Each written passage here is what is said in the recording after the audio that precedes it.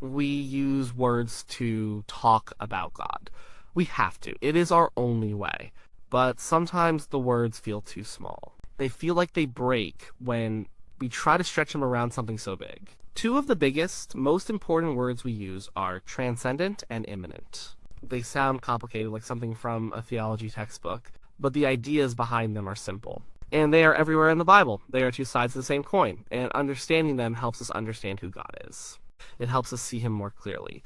Let's start with transcendent. Transcendence means that God is beyond us. He is above us. He is separate from his creation. Think about an artist and a painting.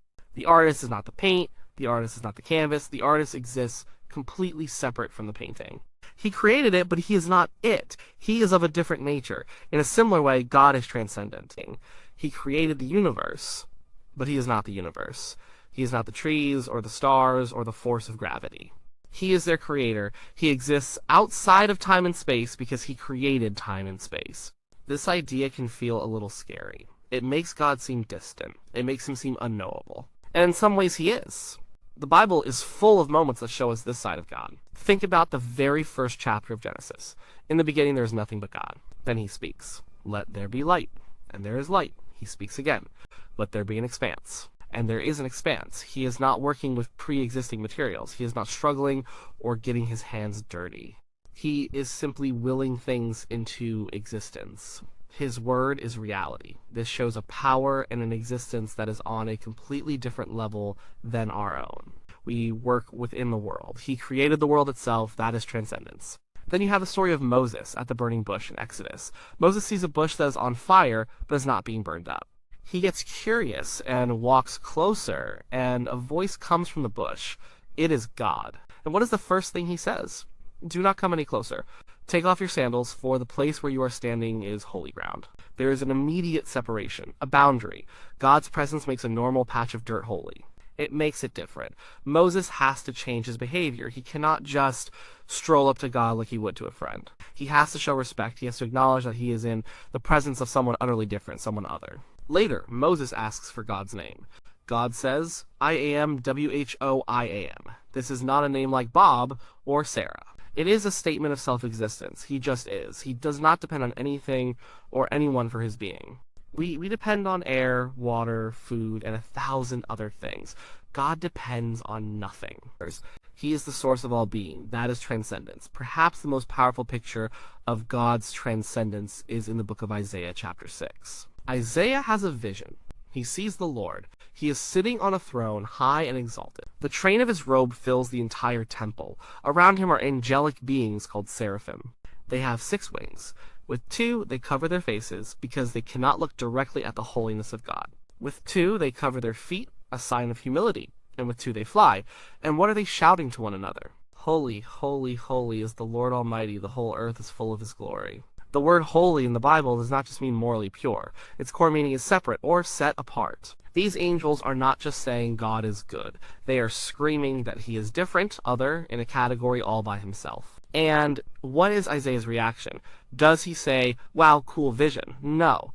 He says, "Woe to me. I am ruined, for I am a man of unclean lips, and I live among a people of unclean lips, and my eyes have seen the King, the Lord Almighty." Being in the presence of a truly transcendent God makes Isaiah instantly aware of his own smallness, his own sinfulness, his own mortality. It is like a tiny candle flame next to the sun. The sheer brightness of God's holiness exposes everything that is not holy. This is what transcendence does. It creates awe. It creates reverence. It reminds us that God is not our buddy. He is not our cosmic butler. He is the creator of the universe. He is majestic. He is awesome, in the truest sense of that overused word. We see this in Solomon's prayer when he dedicates the temple in the book of King. He builds this magnificent house for God. It is the most beautiful and expensive building on earth. And yet, what does Solomon say? "But will God really dwell on earth? The heavens, even the highest heaven, cannot contain you. How much less this temple I have built?" Solomon understood. You cannot put an infinite, transcendent God in a box, even a golden box. This idea of transcendence is important. Without it, God becomes too small. If God is not separate from the creation, then he is just a part of it. He is not really in charge. He would be subject to the same laws of nature as we are. He would not be all-powerful.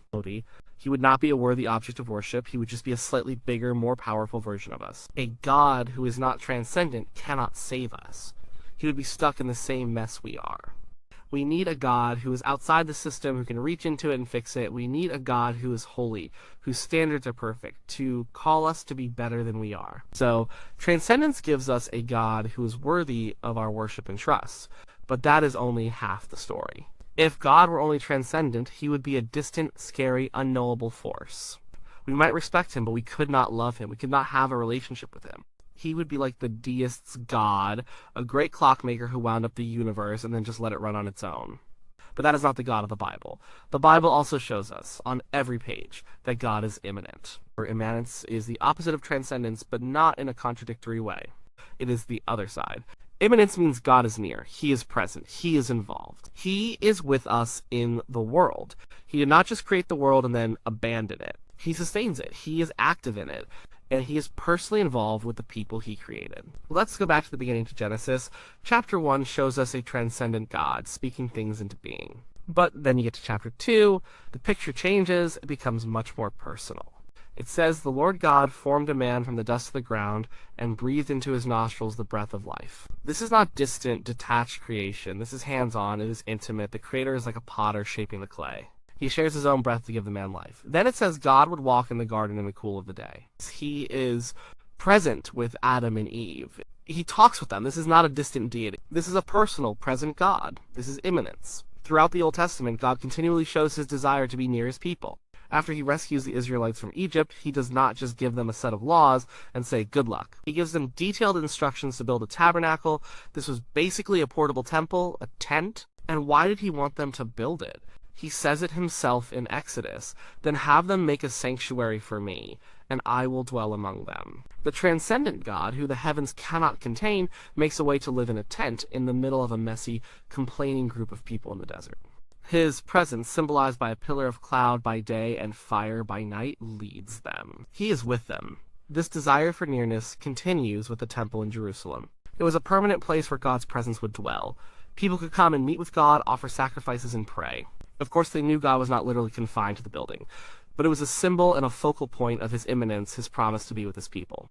The Psalms are filled with the language of immanence. David, the psalmist, does not write about a distant, abstract concept. He writes about a God who is intimately involved in his life. In Psalm 23, he writes, "The Lord is my shepherd." A shepherd is not a distant figure. A shepherd is with the sheep, guiding them, protecting them, finding them food and water. He knows each one. David says, "Even though I walk through the darkest valley, I will fear no evil, for you are with me." That is the core of immanence. You are with me. Psalm 139 is perhaps the most beautiful description of God's immanence ever written. The psalmist says, "You have searched me, Lord, and you know me. You know when I sit and when I rise. You perceive my thoughts from afar. Where can I go from your spirit? Where can I flee from your presence? If I go up to the heavens, you are there. If I make my bed in the depths, you are there." There is no place in the entire universe, no corner of his own heart, where God is not present. God even knit him together in his mother's womb. This is a God who is closer to us than we are to ourselves. But of course, the ultimate, undeniable, earth-shattering act of God's immanence is Jesus Christ. The entire Christian faith hangs on this one event. The transcendent God, the creator of the universe, the I am, woe I am, became immanent in the most extreme way possible. He became a human being. The Gospel of John puts it this way: "In the beginning was the Word, and the Word was with God, and the Word was God. The Word became flesh and made his dwelling among us." This is staggering. The artist entered his own painting. The infinite became finite. The timeless entered time. God put on skin and bone. He was born as a helpless baby in a dirty stable. He got hungry and thirsty. He felt tired. He got splinters from working with wood. He felt joy and he felt deep sorrow. He cried. The God who is holy, holy, holy, walked on dusty roads and ate with sinners. He let people touch him. A sick woman touched the hem of his cloak and was healed. He touched blind eyes and they could see. He held children in his lap. One of the names given to Jesus in the prophecies was Emmanuel. It literally means God with us. That is the definition of immanence. In Jesus, God is no longer just speaking from a burning bush or a cloud of smoke. He is speaking with a human voice. He is looking at us with human eyes. He is showing us what God is like in a way we can finally understand. If you want to know what God's love looks like, look at Jesus. If you want to know what God's compassion looks like, look at Jesus. He is the immanence of God in person. So immanence is just as important as transcendence. Without it, God is just an idea, a philosophical principle. Immanence makes God a person we can know, a person we can love. It gives us comfort. The creator of the stars is not too busy to care about my small problems. He is with me. Prayer is not just shouting into the void hoping someone hears. It is a conversation with a God who is present, who is listening. Immanence gives us a God who understands us, because in Jesus, he has been one of us. Now we have these two big ideas. God is transcendent, afar, other, holy, powerful. And God is immanent, near, present, loving, involved. It feels like a contradiction. It is a paradox. How can he be both at the same time?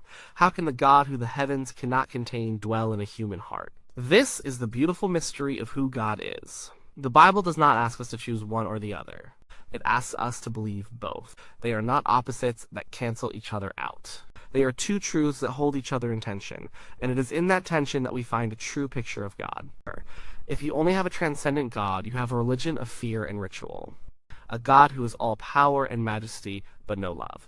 You would always be trying to appease him to keep him at a safe distance. You could never feel close to him. It would be a cold, terrifying existence. If you only have an immanent God, you have a religion that is too casual and comfortable. Your God becomes your pal, your buddy, someone who exists to make you happy. He loses his holiness. There is no awe, no reverence. He is not a God you would worship. He is a God you would use. A God who is just like us is not a God who can save us from ourselves. The Christian faith lives in the balance. We worship a God who is both. Think back to Isaiah's vision in the temple. He sees the transcendent God, high and lifted up. He is undone by God's holiness. He cries out, "I am ruined." But what happens next? One of the seraphim flies to him. It is holding a live coal that it took from the altar. It touches Isaiah's lips with the coal and says, "See, this has touched your lips, your guilt is taken away, and your sin atoned for." Right there, in the same scene, you have both. The terrifyingly transcendent God is also the intimately immanent God who reaches out to cleanse and forgive. The holy God makes a way for the unholy person to stand in his presence. He does not just blast Isaiah for his sin. He deals with it, he closes the distance, or think about prayer. Jesus taught his disciples to pray. How does the prayer start? Our Father in heaven, hallowed be your name. Right there in the first two lines. Our Father, that is immanence. It is intimate, personal, familial. He is not just the creator. He is our Father. We can approach him with the trust of a child. But the very next phrase is, "In heaven, hallowed be your name." That is transcendence. He is in heaven, enthroned in majesty. His name is holy, set apart, to be revered. We come to him as children, but we come to him as children of a king. Our prayers should have both that intimacy and that reverence. This balance changes everything. It changes how we see the world. We can look at a massive mountain range or a starry night sky and feel a sense of God's transcendence. We can feel our own smallness and be filled with awe at his creative power. But then we can also see a flower pushing up through the concrete or experience an unexpected moment of kindness from a stranger and feel God's immanence. We can see his gentle personal touch in the small details of our lives. The whole world becomes a place where we can encounter God, both in his grandeur and in his intimacy. It especially changes how we deal with suffering. When we are in pain, a merely transcendent God would feel distant and uncaring. He would be too big and too far away to be bothered with our problems. A merely immanent God might feel present, but he would be just as helpless as we are, a friend who can offer sympathy but has no real power to change things. But the God of the Bible is both, because he is transcendent, he is sovereign and powerful. He is in control, even when our lives feel out of control. Nothing is happening that is outside of his knowledge and his ultimate power. We can trust that he is big enough to handle our mess. But because he is immanent, he is with us in our pain. He is not a distant God who is immune to suffering. In Jesus, he suffered. He experienced betrayal, injustice, physical agony, and death. He knows what it feels like. The letter to the Hebrews says, we have a high priest who is able to empathize with our weakness. So, in our suffering, we can cry out to a God who is powerful enough to save us, and who is close enough to weep with us. That is a profound comfort. So, what does it mean that God is transcendent and immanent?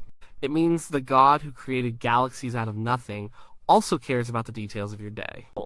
It means the God before whom angels hide their faces invites you to call him Father. It means the God who is perfectly holy and separate from all sin made a way to be with sinful people. He did this by coming near, by becoming one of us in Jesus. Jesus is the perfect meeting place of transcendence and immanence. In him we see God's divine power and authority. He still storms with a word. He raises the dead. He forgives sins, something only God can do. That is transcendence shining through his humanity. But in him we also see God washing his friend's dirty feet. We see him weeping at a friend's tomb. We see him getting tired and needing a nap in a boat. That is immanence. He is fully God and fully man. He bridges the gap between the God who is high and lifted up, and the people who are ruined and of unclean lips. To know God is to know him in both these ways. It is to live in a state of both awe and intimacy. It is to worship him for his majesty and to walk with him as a friend. It is to trust in his sovereign power over all things, and to rest in his gentle presence with you right now. One without the other gives you a distorted picture of God. Together they give you a God who is big enough to be worthy of your worship and good enough to be worthy of your love. Well, he is not one or the other. He is both. He is the transcendent God who is immanent with us.